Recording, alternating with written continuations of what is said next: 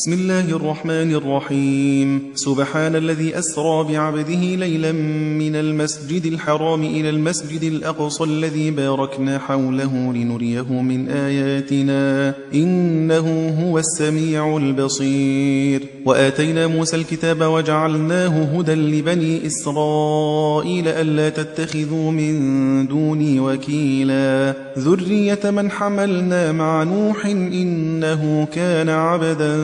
شكورا. وقضينا إلى بني إسرائيل في الكتاب لتفسدن في الأرض مرتين ولتعلن علوا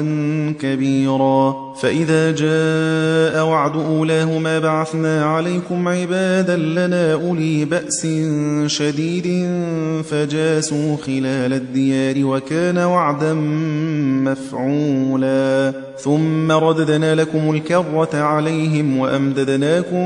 بأموال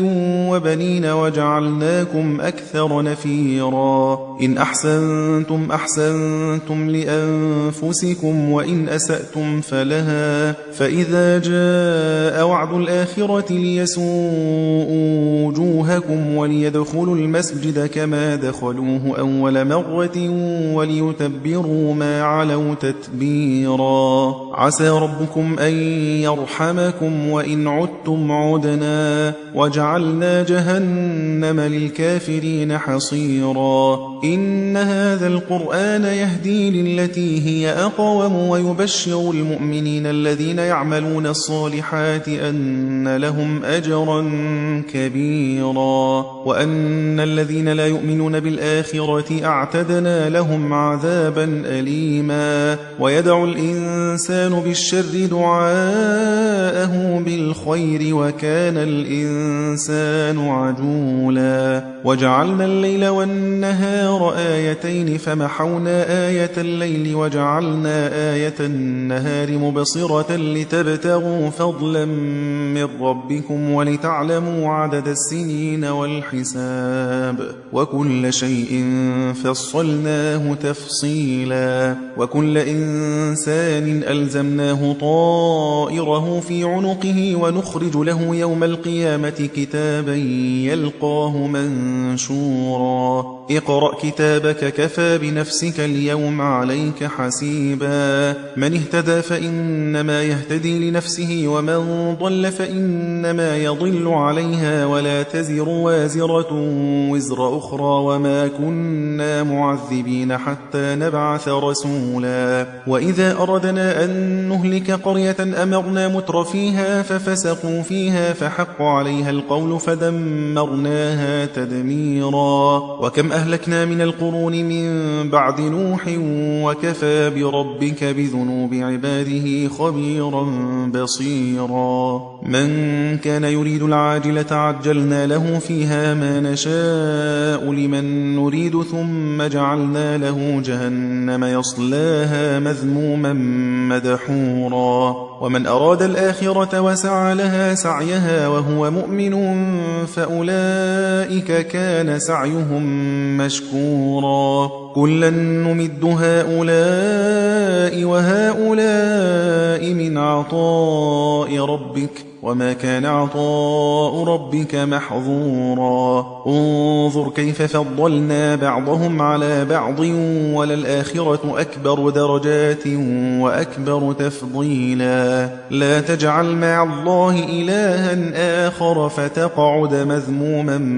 مخذولا. وقضى ربك ألا تعبدوا إلا إياه وبالوالدين إحسانا. إما يبلغن عندك الكبر أحدهما أو كلاهما فلا تقل لهما أف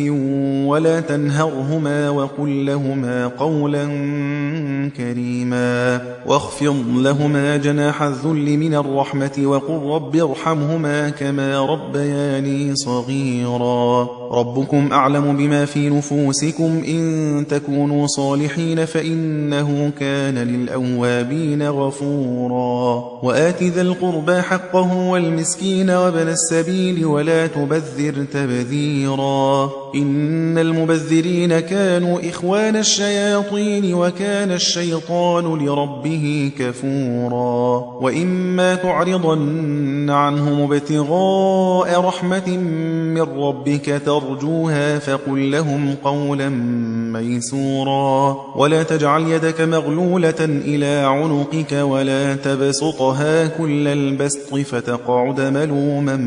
محسورا إن ربك يبسط الرزق لمن يشاء ويقدر إنه كان بعباده خبيرا بصيرا ولا تقتلوا أولادكم خشية إملاق نحن نرزقهم وإياكم إن قتلهم كان خطأ كبيرا ولا تقربوا الزنا إنه كان فاحشة وساء سبيلا ولا تقتلوا النفس التي حرم الله إلا بالحق ومن قتل مظلوما فقد جعلنا لوليه سلطانا فلا يسرف في القتل إنه كان منصورا ولا تقربوا مال اليتيم إلا بالتي هي أحسن حتى يبلغ أشده وأوفوا بالعهد إن العهد كان مسؤولا وأوفوا الكيل إذا كلتم وزنوا بالقسطاس المستقيم ذلك خير وأحسن تأويلا ولا تقف ما ليس لك به علم إن السمع والبصر والفؤاد كل أولئك كان عنه مسؤولا ولا تمشي في الأرض مرحا إنك لن تخرق الأرض ولن تبلغ الجبال طولا كل ذلك كان سيئه عند ربك مكروها ذلك مما أوحى إليك ربك من الحكمة ولا تجعل مع الله إلها آخر فتلقى في جهنم ملوما مدحورا أفأصفاكم ربكم بالبنين واتخذ من الملائكة إناثا إنكم لتقولون قولا عظيما ولقد صرفنا في هذا القرآن ليذكروا وما يزيدهم إلا نفورا قل لو كان معه آلهة كما يقولون إذا لابتغوا إلى ذي العرش سبيلا سبحانه وتعالى عما يقولون علوا كبيرا تسبح له السماوات السبع والأرض ومن فيهن وإن من شيء إلا يسبح بحمده ولكن لا تفقهون تسبيحهم إنه كان حليما غفورا وإذا قرأت القرآن جعلنا بينك وبين الذين لا يؤمنون بالآخرة حجابا مستورا وجعلنا على قلوبهم أكنة أن يفقهوه وفي آذانهم وقرا وإذا ذكرت ربك في القرآن وحده ولوا على أدبارهم نفورا نحن أعلم بما يستمعون به إذ يستمعون إليك وإذ هم نجوى إذ يقول الظالمون إن تتبعون إلا رجلا مسحورا انظر كيف ضربوا لك الأمثال فضلوا فلا يستطيعون سبيلا وقالوا أئذا كنا عظاما ورفاتا أئنا لمبعوثون خلقا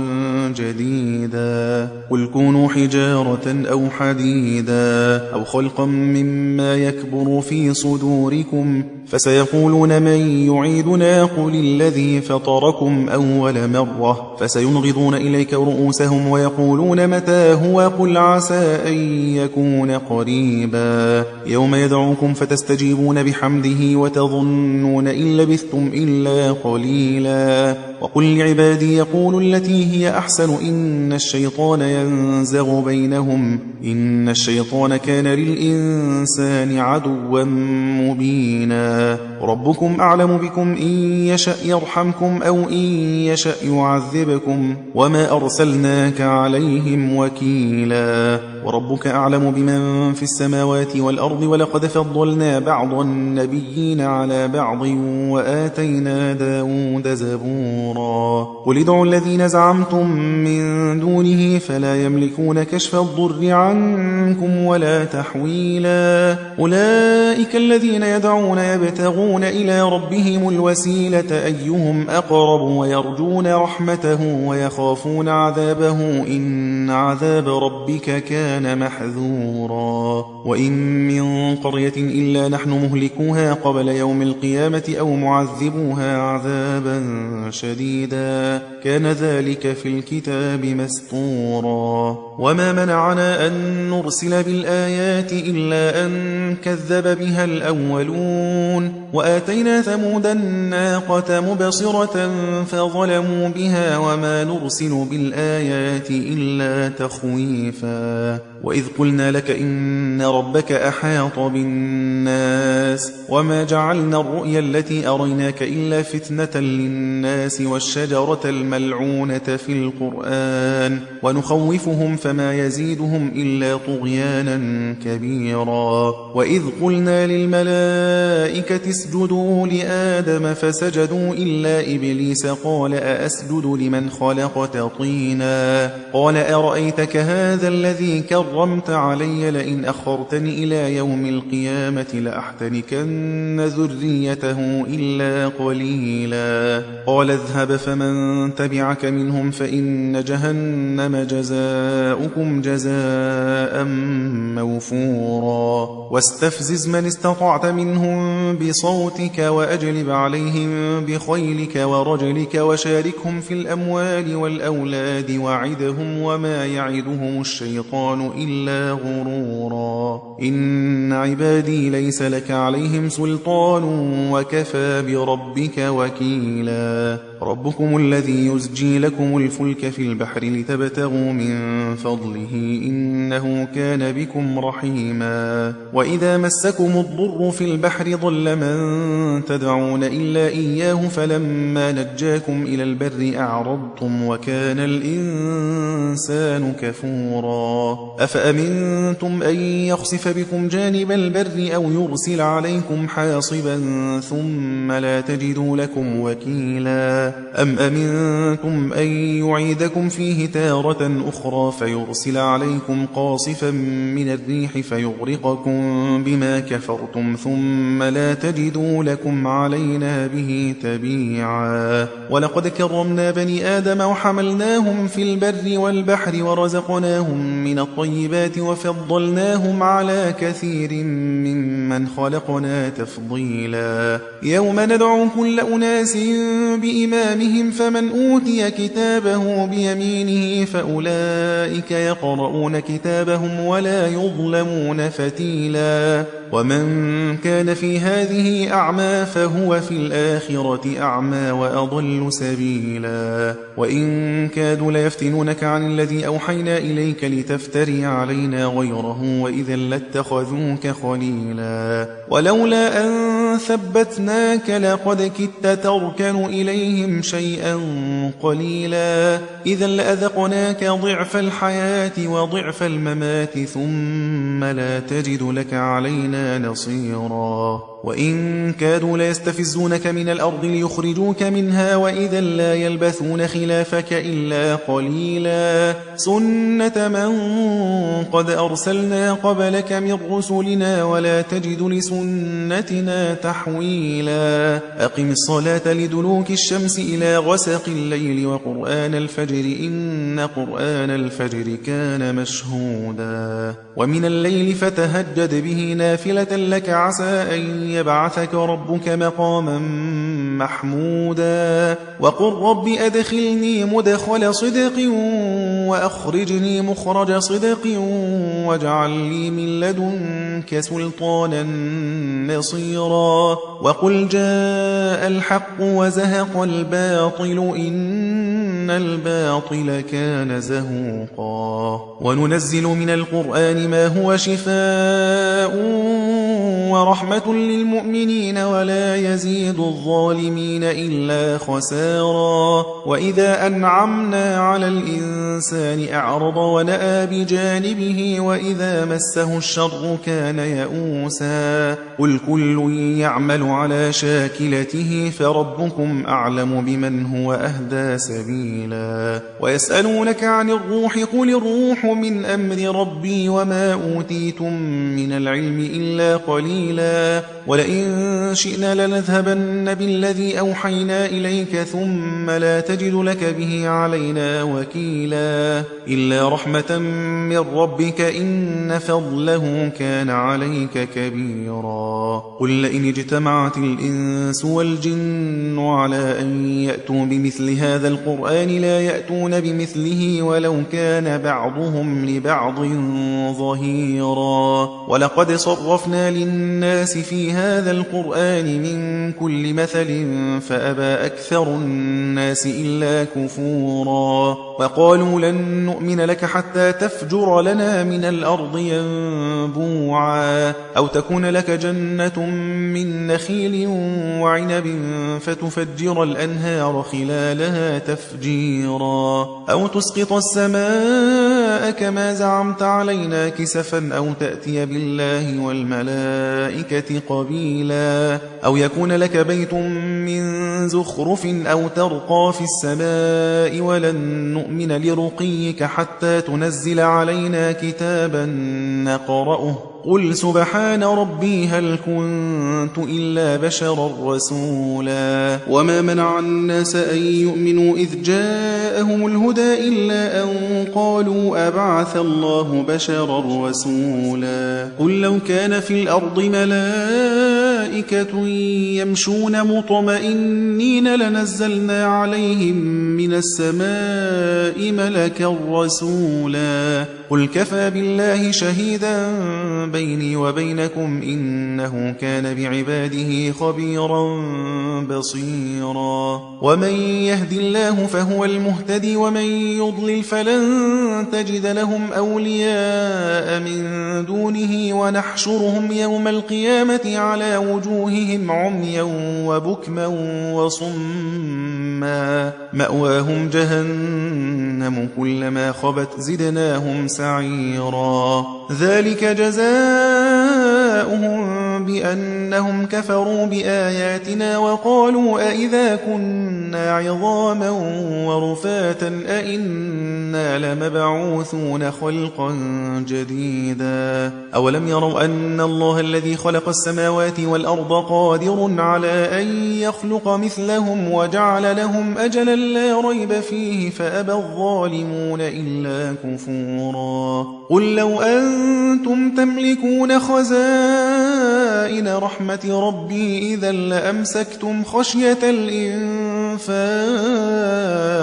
وكان الإنسان قتورا ولقد آتينا موسى 9 آيات بينات فاسأل بني إسرائيل إذ جاءهم فقال له فرعون إني لأظنك يا موسى مسحورا قال لقد علمت ما أنزل هؤلاء إلا رب السماوات والأرض بصائر وإني لأظنك يا فرعون مثبورا فأراد أن يستفزهم من الأرض فأغرقناه ومن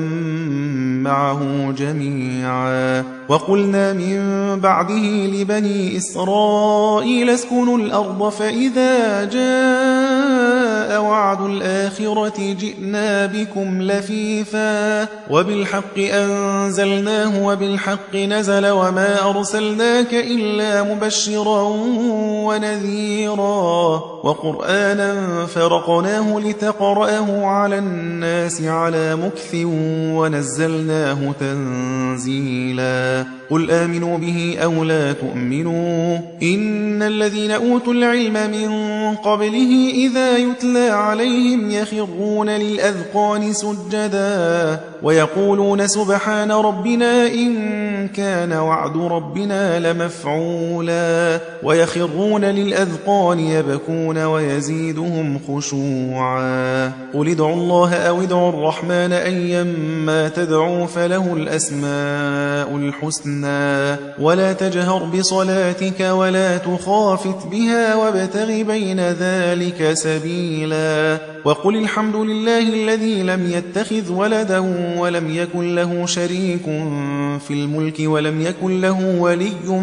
من الذل وكبره تكبيرا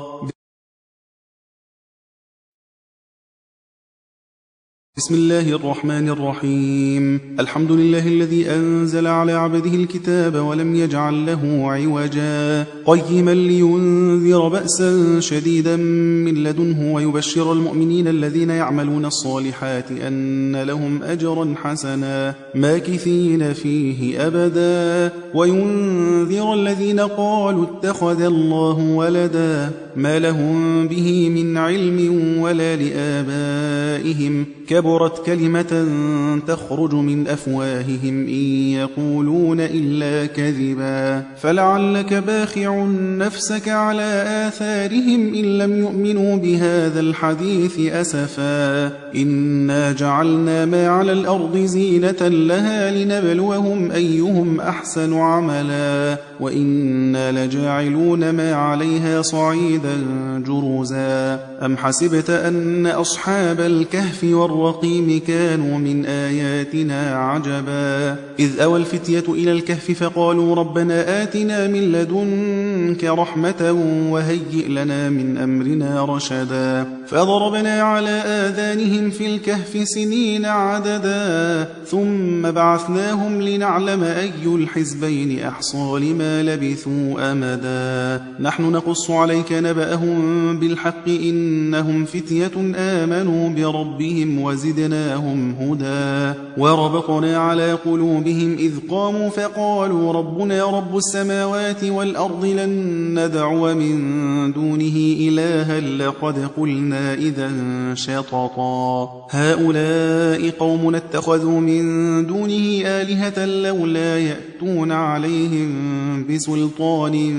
بين فمن أظلم ممن افترى على الله كذبا وإذ اعتزلتموهم وما يعبدون إلا الله فأووا إلى الكهف ينشر لكم ربكم من رحمته ويهيئ لكم من أمركم مرفقا وترى الشمس إذا طلعت تزاور عن كهفهم ذات اليمين وإذا غربت تقرضهم ذات الشمال وهم في فجوة منه ذلك من آيات الله من يهد الله فهو المهتد ومن يضلل فلن تجد له وليا مرشدا وتحسبهم أيقاظا وهم رقود ونقلبهم ذات اليمين وذات الشمال وكلبهم باسط ذراعيه بالوصيد لو اطلعت عليهم لوليت منهم فرارا ولملئت منهم رعبا وكذلك بعثناهم ليتساءلوا بينهم قال قائل منهم كم لبثتم قالوا لبثنا يوما أو بعض يوم قالوا ربكم أعلم بما لبثتم فابعثوا أحدكم بورقكم هذه إلى المدينة فلينظر أيها أزكى طعاما فليأتكم برزق منه وليتلطف ولا يشعرن بكم أحدا إنهم إن يظهروا عليكم يرجموكم أو يعيدوكم في ملتهم ولن تفلحوا إذا أبدا وكذلك أعثرنا عليهم ليعلموا أن وعد الله حق وأن الساعة لا ريب فيها إذ يتنازعون بينهم أمرهم فقالوا بنوا عليهم بنيانا ربهم أعلم بهم قال الذين غلبوا على أمرهم لنتخذن عليهم مسجدا سيقولون 3 رابعهم كلبهم ويقولون 5 سادسهم كلبهم رجما بالغيب ويقولون 7 وثامنهم كلبهم قل ربي أعلم بعدتهم ما يعلمهم إلا قليل فلا تمار فيهم إلا مراء ظاهرا ولا تستفت فيهم منهم أحدا ولا تقولن لشيء إني فاعل ذلك غدا إلا أن يشاء الله واذكر ربك إذا نسيت وقل عسى أن يهديني ربي لأقرب من هذا رشدا ولبثوا في كهفهم 300 سنين وازدادوا 9 قل الله أعلم بما لبثوا له غيب السماوات والأرض أبصر به وأسمع ما لهم من دونه من ولي ولا يشرك في حكمه أحدا واتل ما أوحي إليك من كتاب ربك لا مبدل لكلماته ولن تجد من دونه ملتحدا واصبر نفسك مع الذين يدعون ربهم بالغداة والعشي يريدون وجهه ولا تعد عيناك عنهم تريد زينة الحياة الدنيا ولا تطع من أغفلنا قلبه عن ذكرنا واتبع هواه وكان أمره فرطا وقل الحق من ربكم فمن شاء فليؤمن ومن شاء فليكفر إنا أعتدنا للظالمين نارا أحاط بهم سرادقها وإن يستغيثوا يغاثوا بماء كالمهل يشوي الوجوه بئس الشراب وساءت مرتفقا إن الذين آمنوا وعملوا الصالحات إنا لا نضيع أجر من أحسن عملا أولئك لهم جنات عدن تجري من تحتهم الأنهار يحلون فيها من أساور من ذهب ويلبسون ثيابا خضرا من سندس واستبرق متكئين فيها على الأرائك نعم الثواب وحسنت مرتفقا واضرب لهم مثل الرجلين جعلنا لأحدهما جنتين من أعناب وحففناهما بنخل وجعلنا بينهما زرعا كلتا الجنتين آتت أكلها ولم تظلم منه شيئا وفجرنا خلالهما نهرا وكان له ثمر فقال لصاحبه وهو يحاوره أنا أكثر منك مالا وأعز نفرا ودخل جنته وهو ظالم لنفسه قال ما أظن أن تبيد هذه أبدا وما أظن الساعة قائمة ولئن رددت إلى ربي لأجدن خيرا منها منقلبا قال له صاحبه وهو يحاوره أكفرت بالذي خلقك من تراب ثم من نطفة ثم سواك رجلا لكن هو الله ربي ولا أشرك بربي أحدا ولولا إذ دخلت جنتك قلت ما شاء الله لا قوة إلا بالله إن ترني أنا أقل منك مالا وولدا فعسى ربي أن يؤتيني خيرا من جنتك ويرسل عليها حسبانا من السماء فتصبح صعيدا زلقا أو يصبح ماؤها غورا فلن تستطيع له طلبا وأحيط بثمره فأصبح يقلب كفيه على ما أنفق فيها وهي خاوية على عروشها ويقول يا ليتني لم أشرك بربي أحدا ولم تكن له فئة ينصرونه من دون الله وما كان منتصرا هنالك الولاية لله الحق هو خير ثوابا وخير عقبا واضرب لهم مثل الحياة الدنيا كماء أنزلناه من السماء فاختلط به نبات الأرض فأصبح هشيما تذروه الرياح وكان الله على كل شيء مقتدرا. المال والبنون زينة الحياة الدنيا والباقيات الصالحات خير عند ربك ثوابا وخير أملا. ويوم نسير الجبال وترى الأرض بارزة وحشرناهم فلم نغادر منهم أحدا وعرضوا على ربك صفا لقد جئتمونا كما خلقناكم أول مرة بل زعمتم أن لن نجعل لكم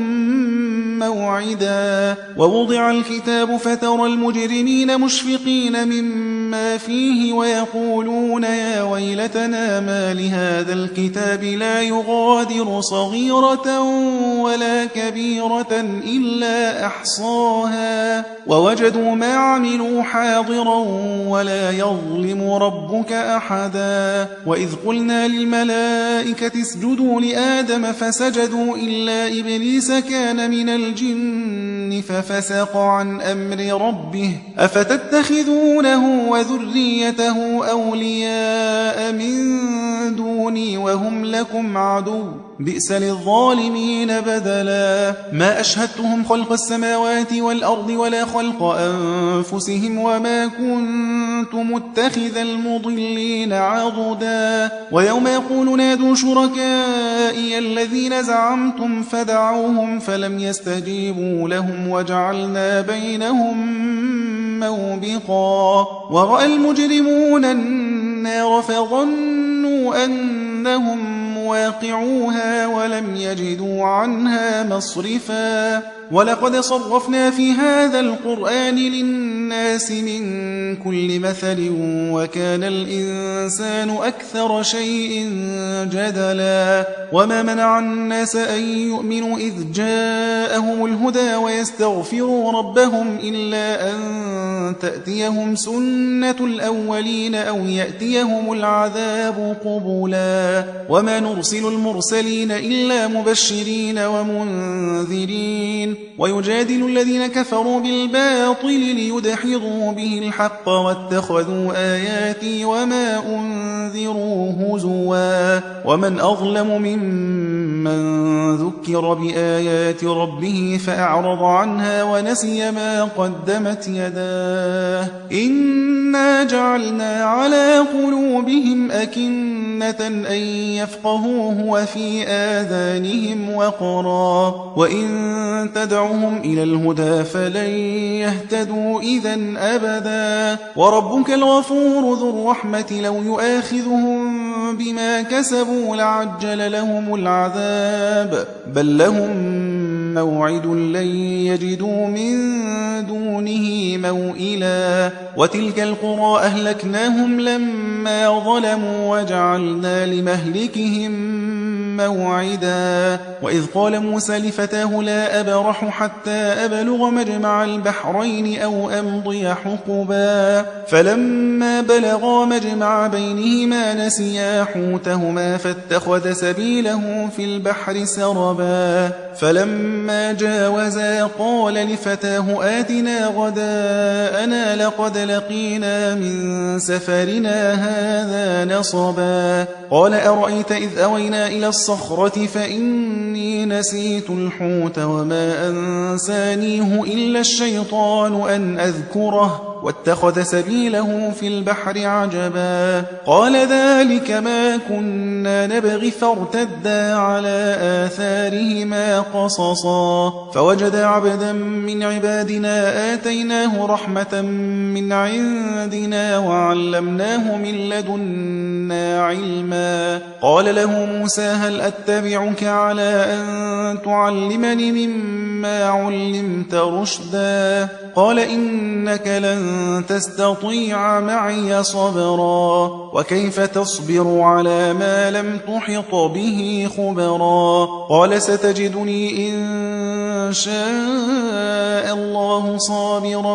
ولا أعصي لك أمرا. قال فإن اتبعتني فلا تسألني عن شيء حتى أحدث لك منه ذكرا. فانظر فانطلقا حتى إذا ركبا في السفينة خرقها قال أخرقتها لتغرق أهلها لقد جئت شيئا إمرا قال ألم أقل إنك لن تستطيع معي صبرا قال لا تؤاخذني بما نسيت ولا ترهقني من أمري عسرا فانطلقا حتى إذا لقيا غلاما فقتله قال أقتلت نفسا زكية بغير نفس لقد جئت شيئا نكرا. صدق الله العظيم.